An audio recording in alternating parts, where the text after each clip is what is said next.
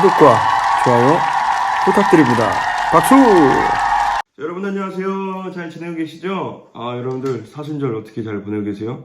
예수님 좀 잘 묵상하면서 지내고 계신가요?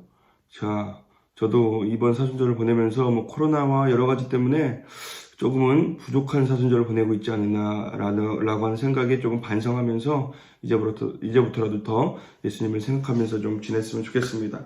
자, 오늘까지 전도서 말씀을 가지고 함께 나누려고 합니다. 오늘의 말씀은 바로 믿음의 정석이라는 제목을 가지고 나누겠습니다. 전도서 12장 13절 말씀인데요. 함께 읽겠습니다. 일의 결국을 다 들었으니 하나님을 경외하고 그의 명령들을 지킬지어다. 이것이 모든 사람의 본분이니라. 아멘. 자, 여러분들 본분이 뭘까요? 본분은요, 마땅히 해야 할 일을 해야 되는 것이 본분입니다. 본분은요, 자신의 역할에 따라서, 자신의 위치에 따라서, 내 삶의 자리에 따라서 마땅히 내가 해야 될 일을 하는 것이 본분이에요. 자, 그게 본분인데, 예를 들어서 그런 거죠. 구조대원의 본분은 사람 위급한 상황에 그 위기에 빠진 사람을 구출해내는 게 구조대원의 본분입니다. 그런데 만약에 구조대원이 가서 막 구조를 하러 갔는데, 꼬르륵꼬르륵 배가 고파요. 배고픈데? 저 사람 좀 위급하긴 하지만 점심 먹고 합시다.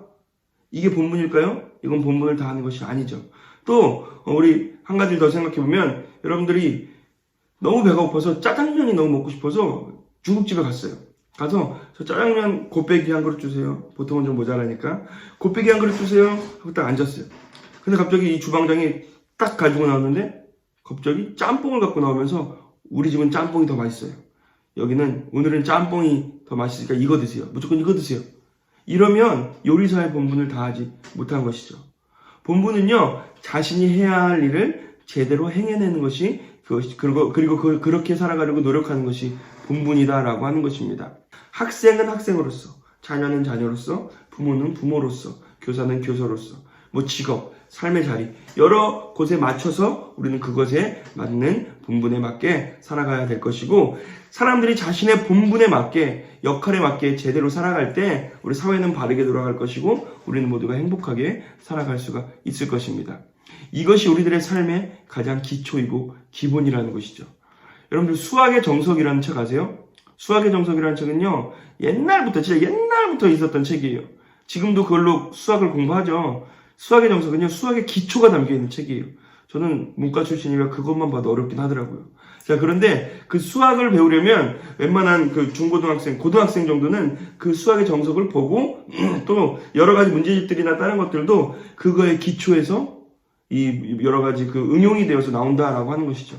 이 수학의 정석이 수학의 기본인 것처럼 우리는 오늘 믿음의 정석을 함께 나누려고 합니다. 오늘 우리가 이 믿음의 정석, 삶의 기초, 삶의 기본은 무엇이냐라고 하는 것이죠. 오늘 말씀 전도서 12장 13절에서는 두 가지를 이야기하고 있습니다. 인생의 모든 것을 경험한 솔로몬 할아버지는 두 가지를 이야기하고 있습니다. 하나는 무엇이냐? 하나님을 경외하는 것입니다. 또 한 가지는 그 명령을 지키는 것입니다. 우리가 인간으로서 믿음의 정석을, 믿음의 본분을 세우는 가장 중요한 두 가지 이름 바로 하나님을 경외하는 것이며 그리고 그 하나님의 명령들을 지키며 살아가는 것이다 라고 하는 것이죠. 이것은 그냥 나온 이야기가 아닙니다. 수많은 인생을 쭉 살아온 솔로몬이 한 이야기다라고 하는 것이죠. 솔로몬은요, 모든 것을 가져봤어요. 모든 것을 누려봤어요. 최고의 지혜도, 최고의 지식도 가져봤고, 최고의 재물도 가져봤고, 최고의 것들을 다 누려보고, 세상의 모든 것들을 누려본 그런 솔로몬. 죽을 위기도 지나갔고요. 여러 가지를 지내본 이 솔로몬이 한 이야기가 바로 이것입니다. 하나님을 경외하고 그 명령들을 지키다라고 하는 것이죠. 그 솔로몬의 엑기스 노하우를 오늘 함께 나누려고 하는 것입니다. 먼저는 우리가 하나님을 경외하는 사람들이 되어져야 된다라고 하는 것이죠. 하나님을 경외하는 건 무엇일까요? 우리 잠언서 1장 7절에서는 이렇게 이야기하고 있습니다. 함께 볼까요? 잠언 1장 7절에서는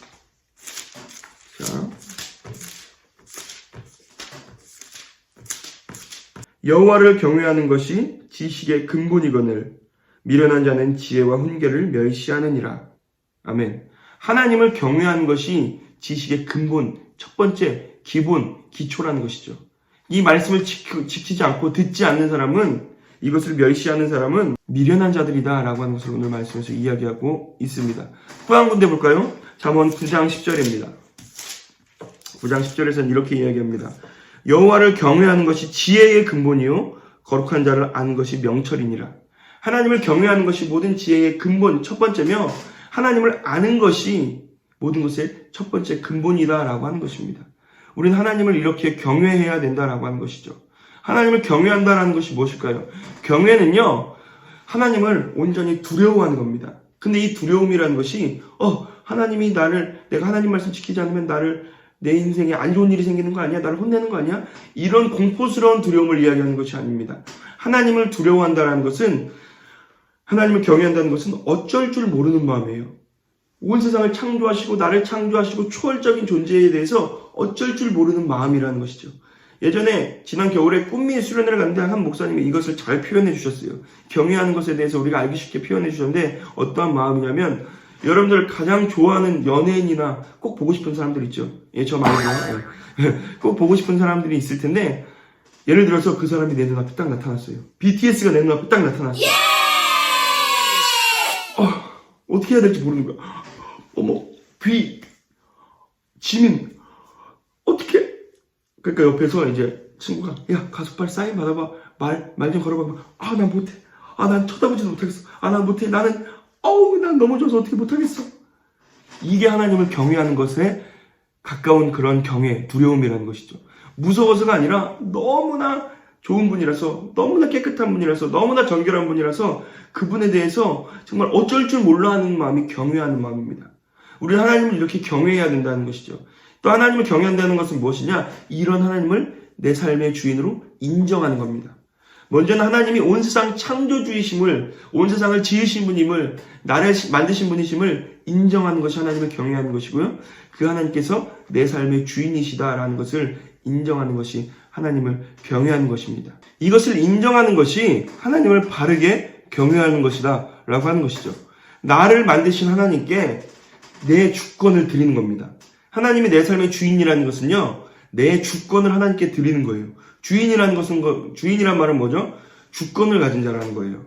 나를 만드신 하나님께 내 삶의 주권을 드리는 겁니다. 내가 내 삶의 주인이 아니라 나를 창조하시고 온 세상을 창조하신 하나님께 내 삶의 주권을 드리는 것, 이것이 하나님을 바르게 인정하는 것이며 이것이 우리가 살아가야 될 바른 본분이다라고 하는 것이죠. 그리고 이와 이어서 진짜 하나님을 경외하고 인정한다면 하나님의 명령, 하나님의 말씀을 따라야 된다는 것입니다. 하나님의 명령을 따른다는 것은 무엇이냐? 하나님의 말씀을 따른다는 것입니다. 그의 명령들을 지킬지어다. 사실요, 진짜 인정을 하면 그것을 따를 수밖에 없습니다. 내가 따른다는 것은 그것을 인정한다는 뜻이에요. 그의 모든 권위, 그의 말, 그의 모든 것들을 따르고 인정한다라고 하는 것이죠. 인정이라는 건 바로 그겁니다. 예를 들어서 축구를 막 하고 있었어요. 근데 제가 가가지고, 야, 그렇게 드리블하면 안 되지, 이렇게 한번 해봐. 그럼 누가 따라하겠어요? 저는 마음은 프리미어리그 분데스리가지만 몸은 아니거든요. 근데 막 축구를 하고 있는데 손흥민 선수가 와가지고, 얘들아, 내가 한번 알려줄게. 그냥 탁탁 알려줘. 이대로 따라 할 거예요, 안 할 거예요? 따라하죠. 왜요? 손흥민 선수니까, 세계 최고니까, 우리나라 최고고 세계 최고니까 그 권위를 인정해서 그 손흥민 선수의 말대로 막 따른다는 것이죠. 그 말대로 하면 실력이 늘어요. 그것을 인정하기 때문입니다. 인정하기 때문에 그대로 따른다는 것이에요. 이게 진짜 인정하는 것이다라는 것이죠. 그 행함, 모든 것들을 따라야 되는 것입니다. 그리고 따른다는 것은요, 그것을 신뢰하는 것입니다. 지킨다, 따른다는 것은 그것을 신뢰한다라고 하는 것이에요. 진짜 하나님을 따른다는 것은 무엇이냐? 내가 하나님의 말씀대로 지킨다는 것은 하나님의 말씀을 신뢰한다는 것입니다. 이게 진짜 인정하는 것이에요. 그러려고 노력해야 된다는 것이에요. 진짜 따른다는 것은요, 내 생각과 내 마음과 내 말과는 좀 다를지라도 하나님의 뜻이면 그대로 나아가는 것입니다. 세상이 뭐라 할지라도 하나님이 말씀하시면 그대로 나아가는 것이 그것을 인정한다라고 하는 것입니다. 그러면 하나님은 분명히 그 삶 가운데 우리에게 부어주시고 채워주시고 하나님의 놀라운 일들을 인정해 주실 것입니다. 인도해 주실 것입니다. 내 생각과 내 마음과는 다를지라도 따른다는 것은 하나님의 권위를 인정한다라고 하는 것이죠. 우리는 이렇게 하나님의 말씀을, 하나님의 일들을 지켜나가고 인정하고 순종하고 또 그렇게 살아가려 노력할 수 있는 우리 모두가 되길 바랍니다. 물론 우린 부족하기에 다 따르지 못할 때가 많죠. 그러나 우리는 노력하자라는 거예요. 한 가지 한 가지라도 더 노력할 수 있는 우리 모두가 될 수 있길 바랍니다. 오늘 말씀을 정리하면서 우리 오늘 읽은 말씀 중에서 읽은 말씀의 앞부분을 보면 전도서 12장 11절에서는 이렇게 이야기하고 있습니다. 지혜자들의 말씀들은 찌르는 채찍들 같고 회중의 스승들의 말씀들은 잘 박힌 못 같으니 다한 목자가 주신 바이니라. 아멘. 하나님의 말씀은요, 찌르는 채찍과도 같대요. 찌르는 채찍이 뭐예요? 채찍이 뭐예요? 채찍의 바른 용도는 말이나 동물들이 바른 길로 갈 수 있게 하는 것입니다. 하나님의 말씀은요, 우리를 바른 길로 갈 수 있게 해주시는 것입니다. 또한 그것을 지켜나가는 것은 무엇이냐? 잘 박힌 못이라는 것이, 못과 같은 것이에요. 잘 박힌 못. 텐트 같은 거 쳤을 때 못을 잘 박아 놓으면 어떻게 되죠? 움직이지가 않죠. 잘 박힌 못은 움직이지 않게 고정한다는 것입니다.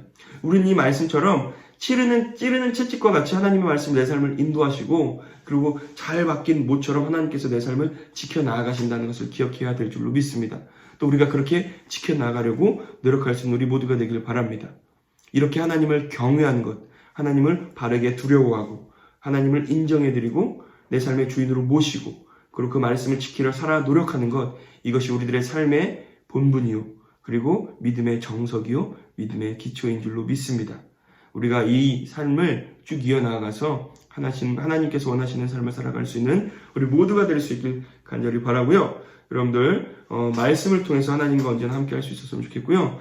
이렇게 말씀을 나누면서 재밌는 건 저희 정령 텔레비 구독자가 점점 줄어였어요. 이상하죠?